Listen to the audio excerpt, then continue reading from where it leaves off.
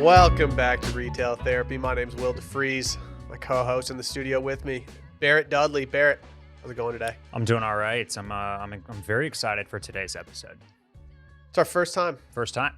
We've never done this before. Today's episode is going to be completely comprised of topics and or questions sent in from Retail Therapy listeners. And guess what? Barrett, I didn't even put it on the Sunday Scaries Instagram feed for questions. Wow. I only did the Retail Therapy feed.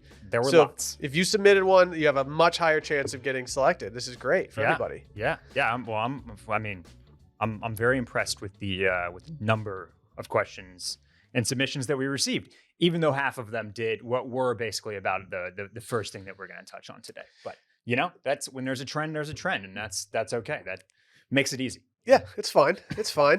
Barrett, when I woke up this morning, it was in the 60s in Austin, Texas. Wow.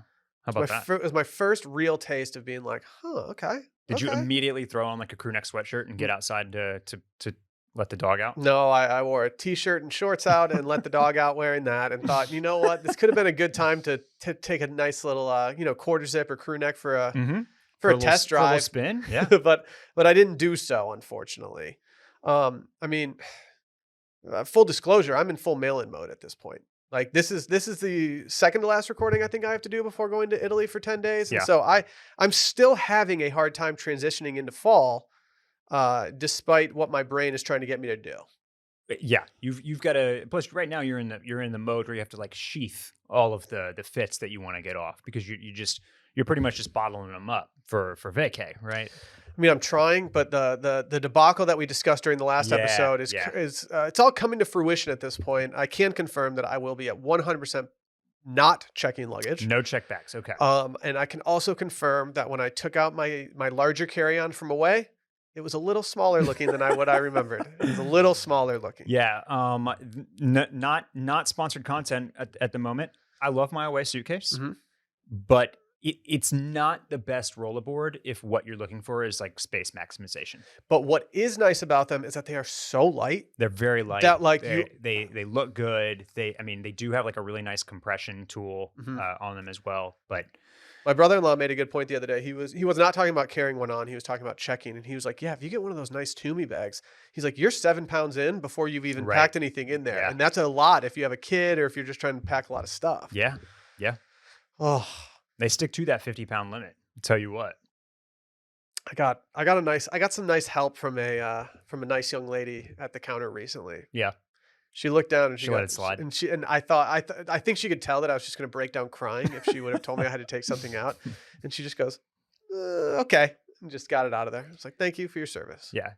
Technically, we fly a lot of Southwest, I imagine, you and I both. Yes. They allow you 2 free checked bags. Correct. So shouldn't their limit on your first bag be 100 pounds? Well, I think the worry is the well-being of their staff and the lifting of the bags. That's fair. That's fair. But can't you just have one person that can lift like 100 pounds that says, oh, I see that like bright orange tag on that bag. Let's do that. Not anymore. Not with the staffing shortages that they've all got going on. Seriously, that's why I'm in this trouble in the first place. But yep, I will be posting a photo of my completely packed thing, and this garment bag is going to be stretched to its limit. Yeah. Before we get into today's questions, let's get some stuff out of the way. If you haven't already, go listen to our episode from Tuesday on Jerry Seinfeld and Kith, the unexpected drop of the fall. Barrett and I did a little mini-sode, so please go check that out. Additionally, go follow everything on Instagram, at Sunday Scaries, or at Sunday.Scaries, I'm sorry, at retail.pod, at Barrett Dudley, at Will DeFries. Go make it happen. It's the easiest way to get in touch with us. It's the easiest way to follow along and get new episode drops, everything. Furthermore, we have listener companions dropping at willdefries.substack.com. And we also have a brand new YouTube channel, youtube.com/Sunday Scaries podcast, Randy? Blink once if I'm right.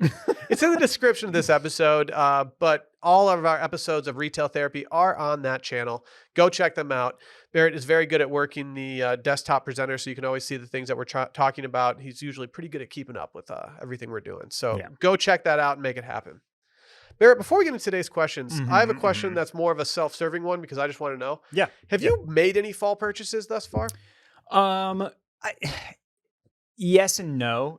I've not made any like this is my fall.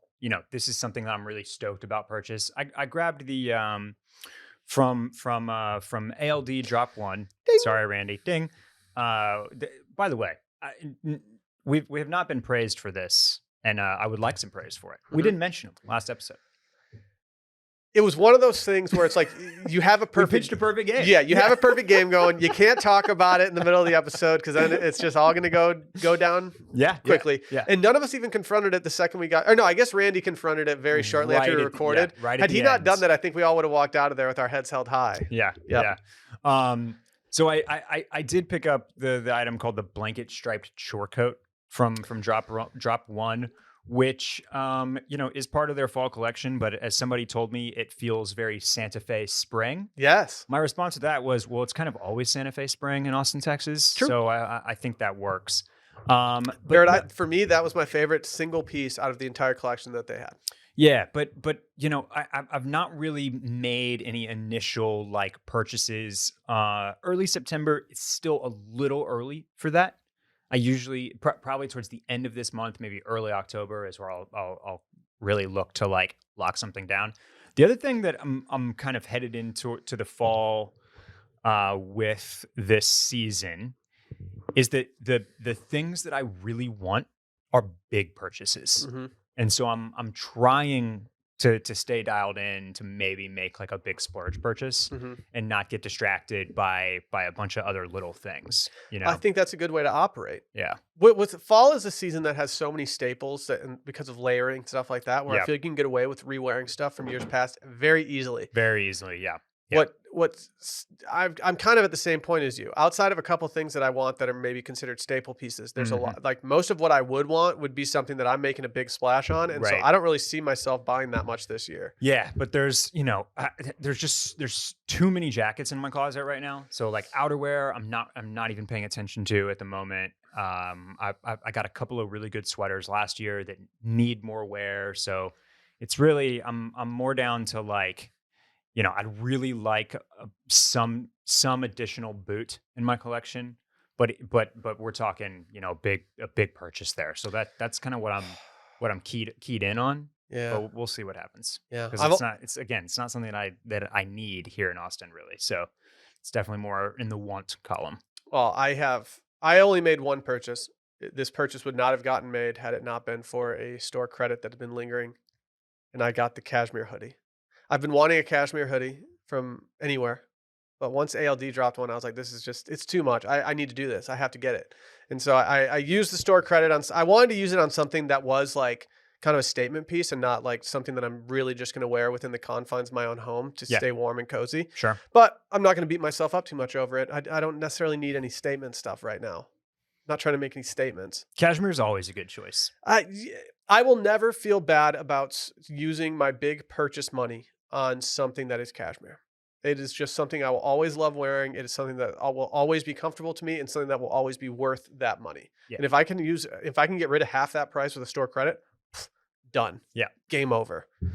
Well, without further ado, Barrett, I think it's time that we dip into some of the questions that we got from the listeners out there. Okay. Again, if you haven't done so already, go follow @retail.pod. We've been putting out more content from that just as the podcast has been going for the last month or so. So let's get into it. Our first one, Barrett. What are both of your thoughts on Birkenstocks in this fall, specifically the Birkenstock Boston Clogs? And additionally, on top of this was someone asking about Crocs and whether or not these are back. I think this is all in the same vein. It is, yeah. Well, so I know from a group text that we've got that your wife has been ready to pull trig on Birk Boston. So I want to let you start because you've got the added benefit of somebody in your life that's ready to make this purchase. She has officially gone full Dropkick Murphys, and she has shipped herself off to Boston. And she has bought the clogs. They arrived a couple days ago. She seems to love them. Yeah. I mean, if you've ever she's been a big fan of the rubber Birkenstock sandals for a long time. Yep. While I'm fine with those, and I actually own a pair myself that I will wear to let the dog out or run a quick errand, something like that.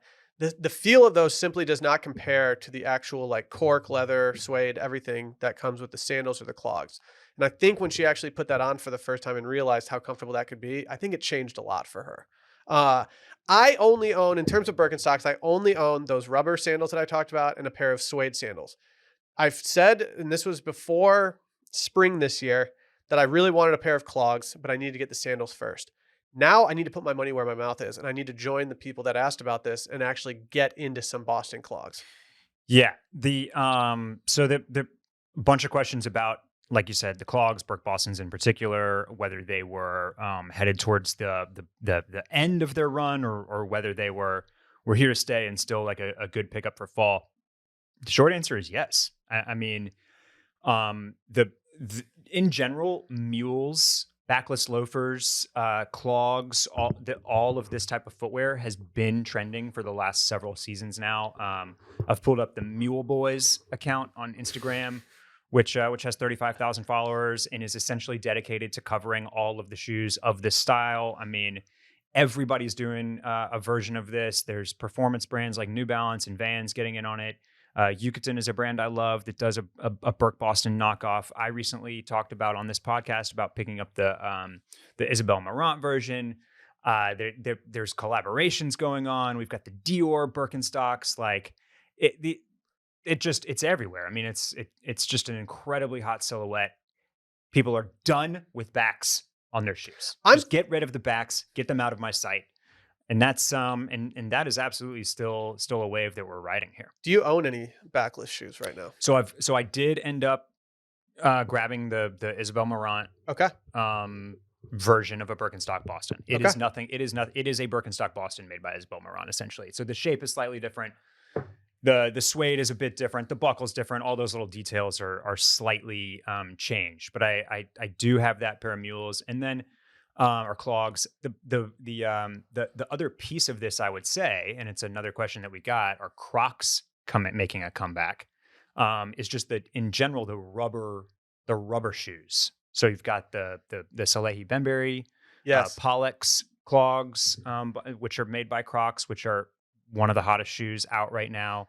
There's the Merrell Hydro Mocs. There's the Yeezy Foam Runners. There's there's a bunch of versions of the kind of like camping, Suacoke does one. Mhm. They're EVA or rubber, and they're a little sportier. Here's a Prada version. Here are the Salehi ones on the Mule Boys account that I just referenced. So Crocs falls into this as well, and I don't know that Crocs is making a comeback. I think for the first time they are actually in style. Yeah, like they're not. It's not even. I don't think it's even a question. Yeah. Like I see them. They're literally everywhere. Yeah. I mean, Gen Z, the young kids are definitely big on Crocs, and now with the push from Salehi and this trend in general, like yeah, Crocs are. I see people in Crocs all the damn time. Just zero shame. I'm kind of shocked by how many people I see in Crocs. Yeah. Like I'm fine with. I'm overall I'm fine with Crocs, but I'm kind of surprised by just some people that I see where I'm like, huh. I didn't expect for you to like. I don't want to say fall victim to, because I think that slights things. But like, I didn't expect you to be a domino that fell when the Crocs first domino started falling. Right. Like this doesn't make Right. sense to me. Yeah. A couple of other brands that I'll just shout out as far as Fate, Feit is a brand that I really like that does super high end like handmade leather goods and shoes. They do one called a Gardener clog, which it's just really, really cool and burly, and I always love the way it looks. Several of these brands call their shoe a sabot, which I have to imagine is Saba referencing the word sabot. They could be. Yeah. That brings the question: why do they call it their backless version of their shoe is called the Baba? The Baba. So if it's called the Sabot, why would you? But those are Saba is Turkish, right? Aren't they? Don't they have a background yeah. in Turkey? So maybe it's different. But Sabot is basically the French word for clog. So 4S Designs does a really cool one that's kind of like a studded, looks like engineered garments, and a Scandinavian clog had a baby. And then Marni, a brand that we've talked about on this podcast before, does a lot of like full material sabos. That's so slipper to me that I don't totally grasp why. Either like do that. They do a lot of like cow hair, or the like just like fuzzy shearling on theirs. A lot of wild colors, a lot of bright colors. So these are certainly falling into the trend as well. And then the last thing I'll just say, as far as like the trend of all of this, it should be noted that J. Crew is carrying Birkenstock Bostons. There you go. So that tells you a couple of things. One, this has made its way all the way down to full mainstream. Correct. And what that tells you, and this is not a hard and fast rule, but that means that we've probably just passed like the peak stylishness of this item. Okay. I So think that's fair. That's harsh, but fair. it's harsh, but fair. but fair. It does not mean that it's going away. It typically means that it's got about like, I'd say anywhere between 2 to 3 years left of good wearability. But it definitely means it's, you're no longer on the cutting edge by wearing a mule or a clog. You're not going to be the anymore. first person to show up to a group dinner wearing a mule or a Birkenstock Boston. And look, some of this could change. Like, you know, with Brendan Babinzian on the at the helm here for J. Crew Men's, and them just kind of retooling their whole deal. They're carrying some stuff that like para boots, which are a little bit behind still. They haven't totally matriculated into the mainstream. So maybe they're being a little bit more forward here. And I really don't mean this pejoratively. I mostly mean it to say that you should feel super comfortable approaching this. I still love the look. They go with everything. My favorite thing to kind of, which will help segue into another question here that we'll have in a minute, is that I really love the look of this type of shoe with like some camp socks or like a, you know, some type of thicker sock and then shorts. Oh, I really like. I like. Now that we're getting kinda, super edgy. Like that kind of crunchy feel. That helps, you know, put these into your hot weather fall wardrobe if you don't have to be in like pants and socks and the leather clog. Do you have any takes regarding suede versus just your normal leather? I think the suede is kind of the best looking, easiest go to. Put them on everybody, wear them with everything, especially in the lighter brown colors. But if you can pull off a leather, if a black or a brown leather like really suits your wardrobe and your style, you know, more power to you. Yeah. I always, if I can get something suede instead of just like regular normal leather, I would rather have something suede just because I like the fabric. I personally gravitate towards suede as well. Well, here's a question I have for you, Barrett. When it comes to suede sprays, when it comes to wearing a Boston clog out in that bad weather, if it's going to rain later in the night, how much faith can you actually put in those suede sprays? Because it's not something that I've ever messed around with, but it's something that I feel like I would very much benefit from.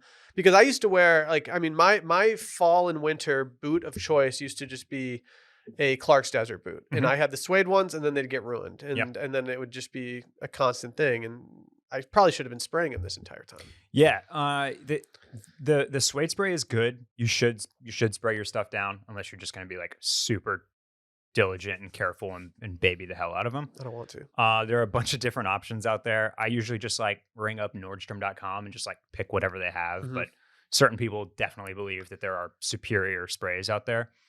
They're kind of all this. They're all doing the same thing, whether it's Scotchgard or something fancy like Sapphire. It's not going to save you in like a downpour. Yeah. If it starts pouring and you have to walk half a mile, like you're cooked. But it does really help with just like if somebody spills a drink or you get caught in a light drizzle or you got to run out to the car real quick. Like it's definitely helpful there. You should reapply every couple of months. And then the other thing that you need to kind of back up the spray is a little suede eraser and a suede brush. Okay. Any spots that you get on there, any rain, any water spots, any spills, anything like that, any dirt, scuffs, marks, you just take a little suede eraser, you just erase the shit of it, and then you just brush the hell out of it with the suede brush. So, okay, perfect. Yeah. That's the answer that I needed. Barrett, if you ever need help re-waxing a jacket, I will give you the same care that you just offered me. Our next question, and I don't know if this was a widespread one, but I think it was one that falls right in our wheelhouse. How to do new school prep, aka Dirty Ivy, without looking like a frat guy in just extra large clothes? I think this is a good question. I'm interested in your take on it because I have a thought on it that I don't know if it'll fall in line with yours. Okay. My answer is pretty simple. It's basically don't dress like a frat guy. Yeah, like okay, yeah, like I feel like we've gotten to the point where fraternity style, I think, especially for people that are your and my age, people that are maybe longtime followers of things that we have done and people that are kind of in that audience, I think that a lot of concern there just stems from your experience in college. I don't think Yes. frats don't dress the same as they did in 2007. Like That's a the good frat point. guy is not the same person, and I think that in order to have this kind of mental hurdle, you had to have been a part of that time period when like that uber preppy stuff was in. And I don't think it is that way anymore. And so I don't think you have to worry about that as much anymore. Yeah, I think it's a great point. I don't actually know what like fraternity guys really dress like these days. I mean, I was just on campus recently for the football game and saw them running around, and like in general they have the same vibe, but it's like not it's definitely less of that like I'm going to dress like a 60-year-old dad. Yeah, it's not as many It's pastels. not as It many might be the same brands and pastels. stuff. Right. But like if you're one of these people who's worried about like looking too preppy, well just don't do your shopping at Vineyard Vines and buy everything from Vineyard Vines, and you might look a little more like how you want to look. Yeah. I may have talked about it on this podcast, but like the boat shoes, deck shoes will inevitably return. Yeah. And it's something that I personally don't think I can ever adopt again I think oh yeah, because they're so pigeonholed in my mind as like 2005 to 2009 frat life. in the I circles can't get them out. the circles that I observe from my couch online, the Tumblr stuff, random Instagram follows, things like that, they're already doing boat shoes and tube socks again. And this was something that we call my buddy Tube Socks, and we've called him that forever because he just wore boat shoes and tube socks. And like I'm seeing it numerous places where I'm like, oh man, we're about to be in another tube socks, boat shoes renaissance. Man, yeah. The other thing that I just like that I remember from my days is like this, like our listener says, he kind of makes reference to the XL clothes. I think that's a big thing too. Like the button ups that we were wearing back then were, were so big and baggy, and like everything just like it didn't really have an intentional fit about it, Mm-mm. and so it really lent itself towards that like connotation of yeah, you are dressing in a way to look a certain way, but not necessarily to look good in a certain way. My buddy and I had a joke one summer. We had a running joke that every Thursday we'd go out. We called it Oversized Oxford Thursday. And he and I would put on just a couple Oxford shirts that maybe couple sizes too big. And Hmm. we would just go out and just get hammered together. And for some reason, it became a thing.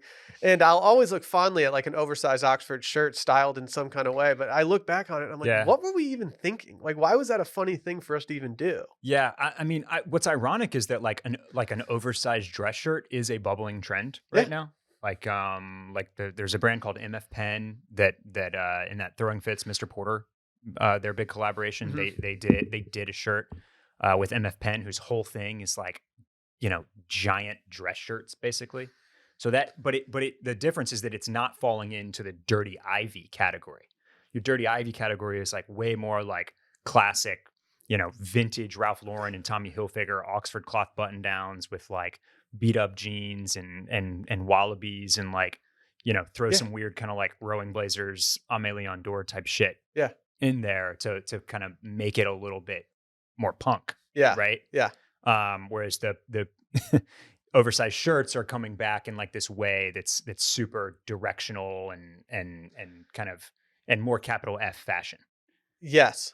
That's a very good way of putting it. Yeah. I don't think I would have gotten there mentally if I tried to digest that all by myself. Yeah, you're right. Like if you're wearing one of those oversized Oxfords, you're not looking like a frat dude. You're Right. not looking anything like a frat dude. Yeah. I mean, I feel like it's so much of us just being hung up on what was fratty in that time Hmm. that it doesn't really matter these days. And like I don't know. I mean, some of the things that I like the most are like those vintage pieces, those like old things that you get from your parents, those old jackets, those tattered crew necks that have been sitting in a closet forever and stuff like that. I mean, as long as it's like authentic in a way, you're not going to fall victim to people thinking you're like a frat dude, unless you're walking around in salmon shorts, Right. a Georgetown lacrosse penny, and like I don't know, like whatever, yeah, like boat shoes. Like Yeah. then, yeah, people are Yeah. gonna be like, "What's this guy doing? Like, why is he trying to be the ultimate lax bro from that 2006 Funny or Die video?" That's right. And Yeah. and there's nothing wrong with that because that video was hilarious. But I don't know if you want to be out in public like that, especially in the fall. Maybe, and this maybe don't think of it as being dirty Ivy. Let's just take fraternity culture out of it completely and maybe usher in some secret society and just go full English country clothing. Just do what the rich frat dudes do and just wear like nice coats and stuff. Yeah, and that's I'm glad you mentioned that because it is very there's this whole that's a very bubbling scene right now with like a lot of good shops, whether you're shopping at End Clothing or Oi Polloi, like but just a bunch out of the UK that you can Fucking Drakes. Drakes that you can kind of follow along with, and even if you don't purchase from some of those more expensive places, like that's basically it ties right into the kind of vintage prep that we think about with Dirty Ivy, with wax jackets and old school plaids Mhm. and comfortable trousers that you can just beat the shit out of, chinos, the Clarks that we've talked about. So Mhm. yeah. Yeah, I think this is something that you want to be aware of when getting dressed, but I don't know if it's something that you need to like structure anything around because I think that if if you're going to look like you were dressing in 2007 at like the big party. You just know. Yeah. I think we've exhausted that one. Here's our next one. Who usually delivers on dope, super lightweight puffy jackets for fall and winter? I know the technical side of this. I can offer technical recommendations. I feel as though, Barrett, you probably have a much more well-versed offering when it comes to the more stylistic, or as you phrased it earlier, the capital F fashion kind of side of things. Because when I see this question, like my brain goes to the brands that I would wear skiing or that I would layer with, and that's your Patagonias, Arc'teryx. There's a new brand out there, and I don't know how you say it. It's a brand that's a hunting company, KUIU. Have you seen this brand? I don't think I have. It's a hunting company. So a lot of their stuff, if you go to their website, you will be on their website and you'll see the way that it's styled. You'll see the way that it's done is a lot of like camo and stuff like that. Okay. But if you go to you go to their jackets, especially like their lightweight jackets that I think this person is referencing, those Mhm. like very much more thin down jackets that you don't have to wear in the harsh of winter, but that you'd wear when it's 50 degrees outside. They have some other earth tone colors that are very nice. It's KUIU. I don't know how to say it. QU. Kuiu. QU. But like stuff like that, that's all stuff that I know that you can vouch for because it's stuff that is proven the test of time, especially like Patagonia. You rip something, they'll either repair it or they'll send you a new jacket and then they'll reuse the jacket that you sent in. I mean, there's all the reason in the world to go with those companies that offer a lifetime warranty, like Patagonia, like Filson.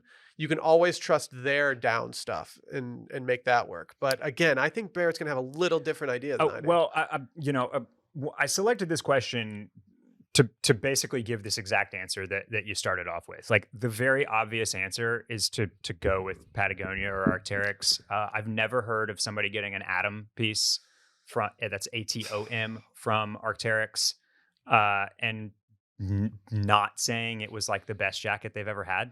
Basically, As somebody who has owned a vest in this and a jacket in this, absolutely love them both. And the one thing that kills me is that since I have lost my weight during the pandemic, my vest no longer fits the way that it should. It is much too large on me, and I'm at the point where I think I have to go just buy a smaller size because I yeah. absolutely love the Atom LT line of everything on Yeah, so there's a Arc'teryx. hoodie, there's a vest. I pulled up the collar or the non-hoodie version.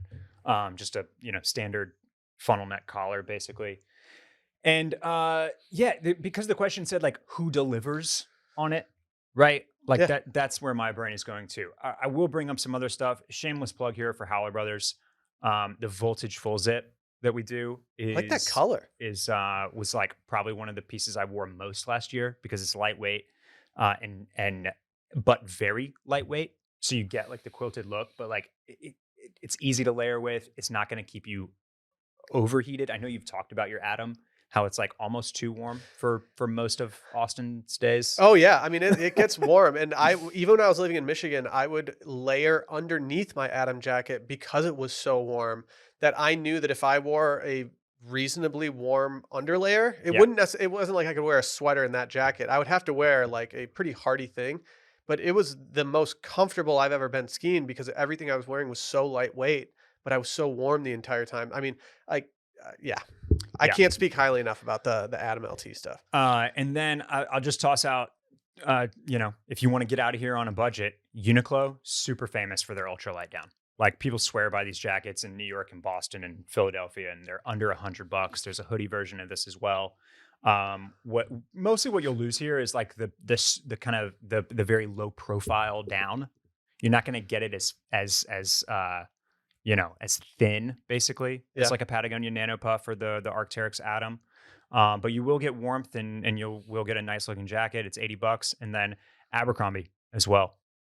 This is their hooded puffer, and it's just like a really easy pickup. I bought one that was actually puffier last season, but that's what I wanted. I wanted like a bigger kind of like more, just a heavier, puffier jacket. But they already have their lightweight version out now. And I mean, they're doing a really nice job on some of this stuff. Because we brought up Arc'teryx, and because John Duda just found some Valence pants on discount that he has purchased and been wearing, I have to ask, what's the deal with this Valence brand? It's an offshoot of Arc'teryx. It's very, very high end. Yep. I know, and I'm surprised by this because it feels like something that should be in my wheelhouse of interest, but I haven't really found a reason to get in yet. Why? What is the draw to this? Why is it so expensive? Why do people want it? So it's at least when I was following along with it a little bit more closely a couple years ago, it almost entirely made in Canada. Okay. Is one big thing. Okay. I like that. And then it's also like, it's kind of like there's a couple things about it. One, it's a little bit more experimental. They're just taping the seams on everything. Yeah. Right. It's all bonded. It's all their latest and greatest like fabrics, constructions, water resistance, waterproofability. Like it's the most technical. It's the most functional. And then the way that the brand in general was pitched is that Valence was like, if regular Arc'teryx is like very outdoorsy, mountainy, Valence is like for the city. Yeah. It's that stuff. This has like the city look. Like this is something that you can show up to a nice restaurant in that's not like an overcoat or a top coat, and you can hand it to somebody at the coat check and they're not going to think like, oh, who's this random person? Like it's still very nice and high end and good looking. But I don't know. I don't own that much Arc'teryx, but I stand behind anything I have bought from them. Yeah. I'm such a fan of the quality of their other stuff. And I'm like, well, I'm not going to pay more to the same company for something that is looks a little higher. You'll likely also not find a single Arc'teryx logo on anything Valence. Which is interesting because the Arc'teryx logo is one that people stare at. It is. And when Arc'teryx like rain gear kind of blew up on TikTok last year, right? Like that very much became a thing. You wanted that Arc'teryx logo. Oh yeah. So Valence kind of has the if you know type thing going for it as well, and is very, very widely talked about in like the hardcore, Gorp online circles. Yeah. I mean, it's crazy. It's crazy the amount that you see. I don't know. Yeah, it's just not something I've ever really known much about. Now I know it's pronounced Valence instead of Valence, like I said. Valence. This is just torturing me. Look, sometimes I'm just throwing out the way I've said things for years with nobody to check me. Something we need to do is we need to make this a thing. We need to make it a thing that we do not shame anyone's pronunciation. That needs to be on our bylaws of the Retail Therapy Podcast, that we don't pronunciate shame. Yeah. We are accepting here of anybody. Valence is probably how you'd say the word. I was just putting a little French on it or something. I don't know. I mean, that's what I do all the time. I always try to dress things up, and then people are like, no, well, it's pronounced carafe. Valence is how they say it up in British Canada. Yeah, British that's up Canada. Up in Canada, that's how they say it. Up in Quebec. Yep, no big deal. This one is I'm gonna have to throw this question directly at you because this is something I know nothing about. Any jewelry brands for women looking to play with masculine styles, such as, to go with our trousers? Yeah. We had a big trouser moment on last week's podcast. Okay. So you know what? I'm going to pass on this question. Okay. I'm going to wait until we get a female guest on. Okay. I put it on here because I was going to name some brands.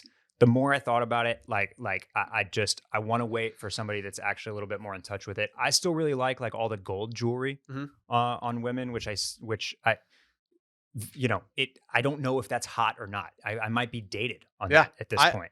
Jewelry and I will pretend to know a lot about a lot of things. Yeah. Jewelry is something I will never pretend to know anything about. I was going to name some brands like Missouri, Gorgiana, which I think are really good and approachable for women. And then on the higher end, like there's one. I'll just mention this one real quick. It's Jackie Aish, super high end, but I love the jewelry, and it feels like it would fit in that kind of that trouser Hmm. kind of tailored, more tailored, very like uptown women's look. If any listeners out there have any ideas for female guests in fashion, Yeah, but I'm not going we're to go. open. I don't want to go beyond that because Okay. I think we're making good headway into getting a female guest on this show. Barrett's been putting in some legwork, so we'll have some news on that in the near future. But Yeah. again, if you guys have anybody that you would like to see on the show, think of somebody that would do well. You have a connection to them. Feel free to reach out at retail.pod and send a DM. We would love to connect and do that. I've gone on record saying that I would like our first guest on the pod to be in studio. After that, I think we open the floodgates and do some more remote stuff. But yeah. Let's go to the next one then, Barrett. This one was one of the most popular ones. It's something that I get asked a lot, and I'm sure you get asked a lot on Club Cool and stuff, but Yep. this is something that I've experienced issues with because I've moved from a place that has a fall that starts in early September. And now I live somewhere where fall starts in mid-November. Yeah, if that. Any advice for fall outfits in the hot South? How do I transition to a fall wardrobe when it's 100 degrees and humid? And how much longer can I wear my summer clothes if I'm living in a warm weather climate? So essentially, how do we make this transition? How do we actually buy or shop for fall clothing when it's still so damn warm outside, but everyone else has flipped over? Yeah. So this is something that I have talked about on Club Cool before, but I'll give it to the retail listeners here as well. So we live in Austin. I went to the University of Texas. There are 2 early October events Mhm. that I have on my calendar, and basically until they're over, I don't really worry about like transitioning to fall. Okay. If we get a random cold snap in September or early October, I'll dig in a bin and like grab something that I like out. But I don't really worry about it until after ACL and Texas OU. Mhm. And I assumed that those were the 2 events that you would mention. ACL, the ACL is a good one because it's a pretty well-known festival. It doesn't have to do with niche college football rivalries, and it essentially ends what is now like the 5th fashion season, which is festival season. Yeah, true. You've got the early ones like Coachella in April, a bunch through the summer, Outside Lands, Lollapalooza, and then ACL is just about the latest one stateside, I believe. Yeah. There in early October. Yeah, I can't really think of anything after that would be like. I But don't know. That's big. it's usually pretty sunny. It's usually pretty warm. Everybody is wearing like shorts and tanks and festival wear. Yeah. Right. So that still feels like the kind of the coda on summer to me here in the Southwest and can kind of translate to the Southeast as well.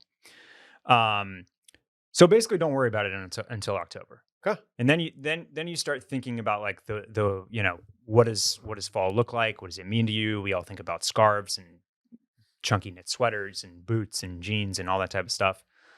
So what I always say is to like pull the color from that and like start pulling out your olives and your ochres and your oranges and your browns and like putting away, your yellows and your bright blues and your pastels and like your brighter colors. Okay. And essentially just start gradually moving over to that fall color palette, and you'll start getting the vibe. You're right. You're shift absolutely the vibe, right. Will. We haven't shifted any vibes in way too long. I was going through, I had to clean out my closet a couple weeks ago, and I was going through and I was making a pile of I had 3 piles for t-shirts. I had nice t-shirts that I can wear to dinners in Austin, casual city. I had t-shirts that I can sweat in profusely and not feel guilt about it. And then I had long sleeve t-shirts. I found a long sleeve t-shirt the other day that brought so much joy to my life that I forgot that I had purchased like 2 years ago. I bought one of the organic cotton tees from Noah, long sleeve, that is a Merlot color. Mm. And I completely forgot that I even bought this. It was one of those shirts that was in a pile, but tucked in. And I have not worn this for years. And just seeing that kind of Merlot color, I was like, ooh, okay. This is a perfect shirt for when it's still very warm outside, Yeah. but I kind of want to usher in those fall vibes. Shift them in even. Shift them in. And then here's the thing that I think that I've always noticed that you're pretty good about, and that I've probably mentioned before, but sometimes you just got to kind of force it. Yeah. You just, you know, if the high is going to be 78, but the morning's 52, you just got to put on the lightweight jacket or the crew neck sweater or you know, your cotton sweaters or your jeans or whatever. And just get out there in it. Yep. And yeah, when you leave work, you'll be hot as fuck. Yep. But I'm well known to but in the morning and at the office, you'll be great. Oh, I'm well known to, if it's 60 in the morning, I will toss on a sweatshirt and I will wear that to the office. Yeah. And I will sit in air conditioning all day as if it is still 60 degrees outside.